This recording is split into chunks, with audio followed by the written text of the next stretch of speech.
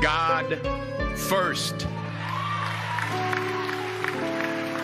Put God first in everything you do.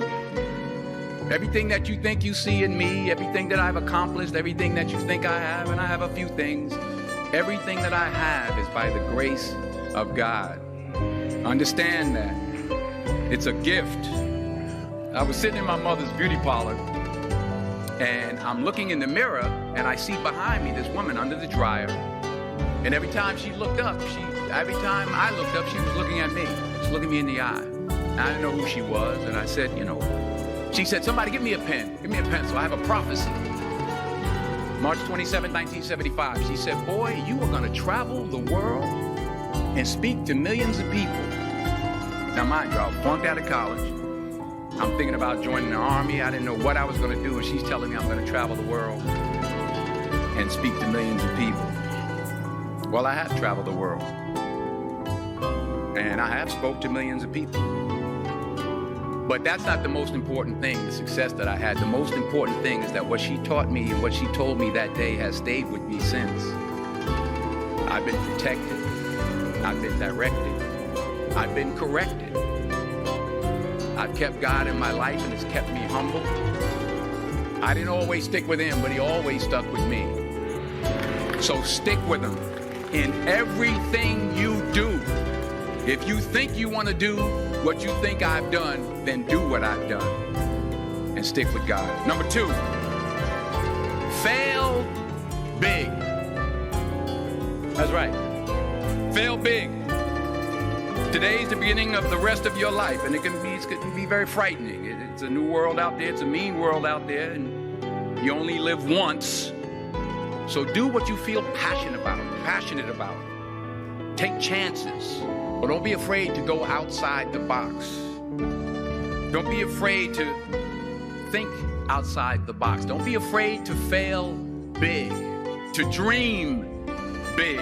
But remember, dreams without goals are just dreams. And they ultimately fuel disappointment. So have dreams, but have goals. And understand that to achieve these goals, you must apply discipline and consistency. In order to achieve your goals, you must apply discipline, which you have already done, and consistency every day, not just on Tuesday and miss a few days. You have to work at it every day. You have to plan every day. You've heard the saying, we don't plan to fail, we fail to plan. Hard work works. Working really hard is what successful people do. Remember that. Just because you're doing a lot more doesn't mean you're getting a lot more done. Don't confuse movement with progress. My mother told me, she said, yeah, because you can run in place all the time and never get anywhere. So continue to strive, continue to have goals, continue to progress. You'll never see a U-Haul behind a hearse. I'll say it again. You'll never see a U-Haul behind a hearse. I don't care how much money you make, you can't take it with you. And it's not how much you have. It's what you do with what you have. We all have different talents. Some of you will be doctors, some lawyers, some scientists, some educators, some nurses. The most selfish thing you can do in this world is help someone else. Why is it selfish?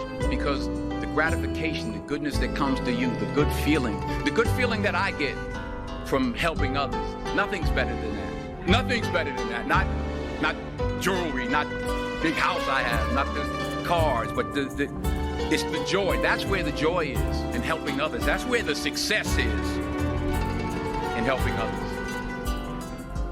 Finally,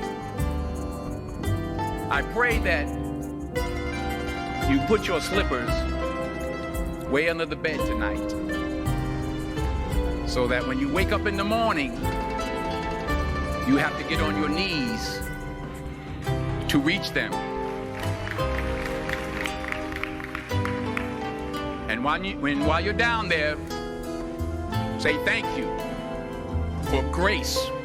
Thank you for mercy. Thank you for understanding. Thank you for wisdom. Thank you for parents.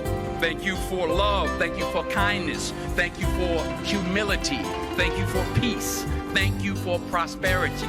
Say thank you in advance for what's already yours. It's how I live my life. That's why I am. One of the reasons why I am today. Say thank you in advance for what is already yours. True desire in the heart for anything good is God's proof to you sent beforehand to indicate that it's yours already. I'll say it again.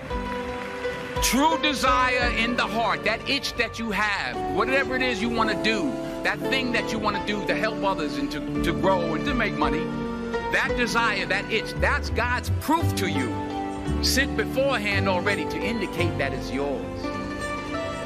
And anything you want good, you can have.